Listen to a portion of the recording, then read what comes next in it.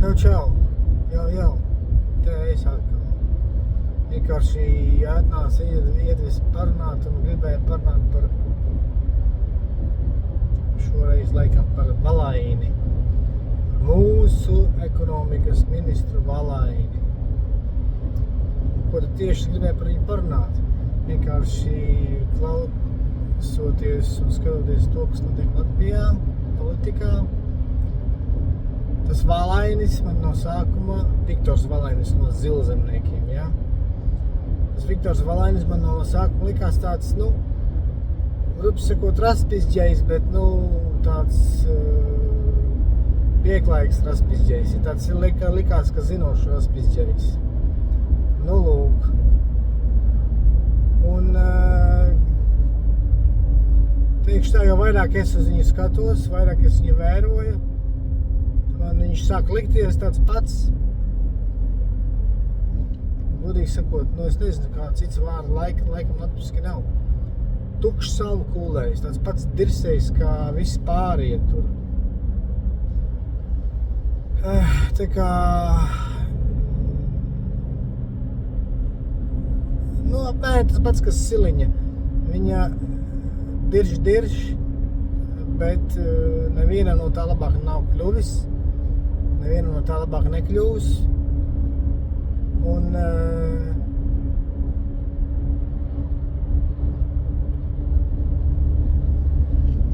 vienkārši viņiem visiem tur ir ļoti sanāk brīžiem tā, kad rodas ļoti pamatīgs novērojums no tā, kad viņi, tie deputāti Saeimā un tā blondā kuce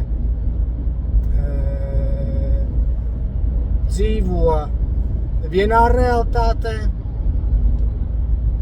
un mēs tauta, mēs dzīvojam pavisam citā realitātē. Viņi saņem tos 3000 līdz cik tur viņa tā Siliņa saņem 5000 eiro mēnesī kā premjere, neko nedarīdama, vienkārši par pliku tukšu diršanu. Es domāju, katrs, varbūt ne katrs, bet,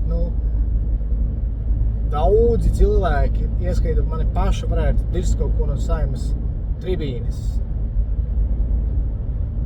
Tā vienkārši tā, tā vienkārši diršanas pēc. Bet nevienam jau no tā labāk nepaliek. Teiksim tā, tiek ievēlēti, kaut ko nodirs, ja vispār dirs. Tāda tukša salmu kulšana, jā. Un, jā, paveicās, pat tiec, tā teikt, premjerkrēslā, saņem vēl vairāk par nekā nedarīšanu.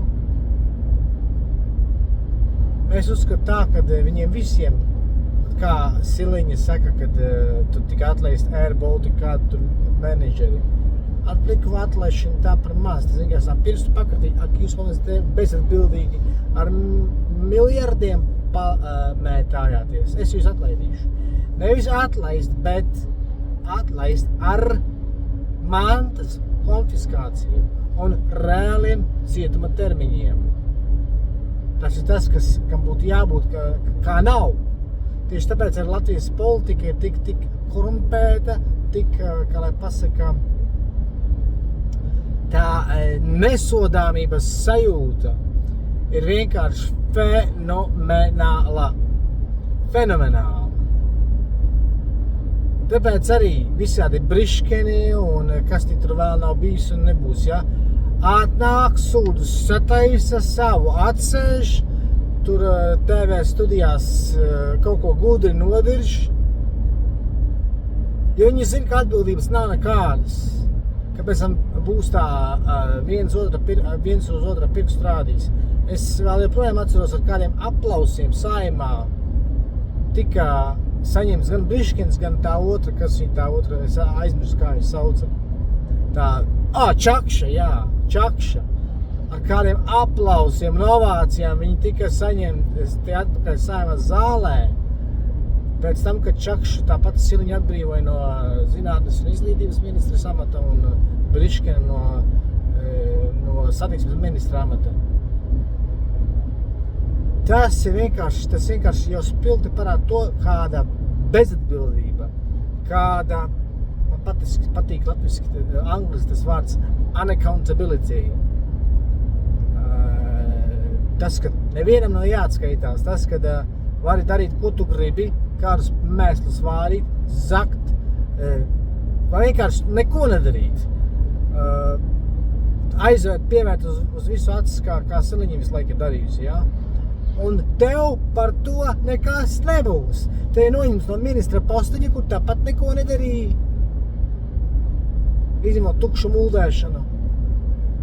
Tu paliec par parastu deputātu, un tev vēl saimā atpakaļ sagaida tavi kolēģi ar ovācijām un aplausiem. Pēc tam, kad tu esi limakus svaidījis pa labi pa kreisi un neko nedarījis. Un tagad uz nākamajām vēlēšanām, es domāju, ka kaut kādi 70% nepiedalīsies. Es arī vairs neredzēju piedalīties tajās vēlēšanās. Tad uz nākamās Seimas vēlēšanām atkal būs datu falsifikācija, atkal būs korumpētība, atkal būs, kā lai pasaka, tas, ka brauc pa ausīm, makaronus uz ausīm, tas jau tas pats par sevi. Atkal būs, kā lai pasaka, balsu uzpūšana, nekā. Un es domāju, ka Latvijas politikā nekas nemainīsies.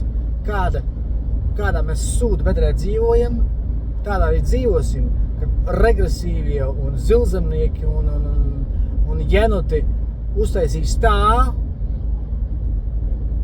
ka viņiem ir vairākums, jo savādāk nevar būt. Šleseristi arī, es domāju, ka kārtējais paliks opozīcijā. Tā kā es domāju, ka nekas jau baigi īpaši nemainīsies, un tā korupcija, paskaties uz šo te no jaunlatviešiem. Brēmani, ja? Apdzērās, kādam pa muti tur sasolīja, viss kārtībā, viss notiekās. Ne viņš deputāta mandātu nedēļ tā nolika, kā būtu bijis, ja? Jo Anglijā tā ir bijis, ja? Ka kāds vienkārši no valdības, no palātas, ja? Tur sasien pa muti, nevis sadot pa muti, bet draud ar vardarbību, draud sadot pa muti, kāds vienkārši nofilmējis, ielicis sociālos, pēc tam nākamajā dienā tas MP, tas deputāts ir atkāpies, demisionējis. Šeit Latvijā mums tā nav.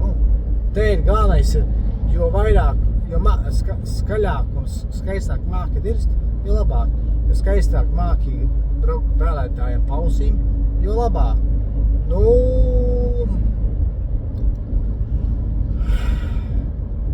Un es domāju, ka labāk noteikti nekļūs. Kļūs tikai sliktāk. Degvielas cenas, tas jau ir arī kārtējais Siliņas un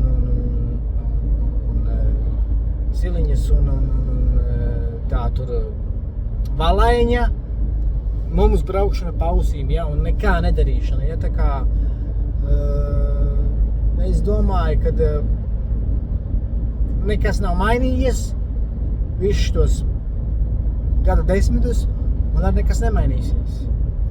Ja vien notiek nereālais, un politikā nāk tādi kā es, svaigas asinis, svaiga domāšana, savādāk nekas nemainīsies, jo viņiem tur augšā ir pārāk labi, vietas pārāk iesildītas, krēsli pārāk iedeldēti un ietrīti, ja tā var teikt, jā.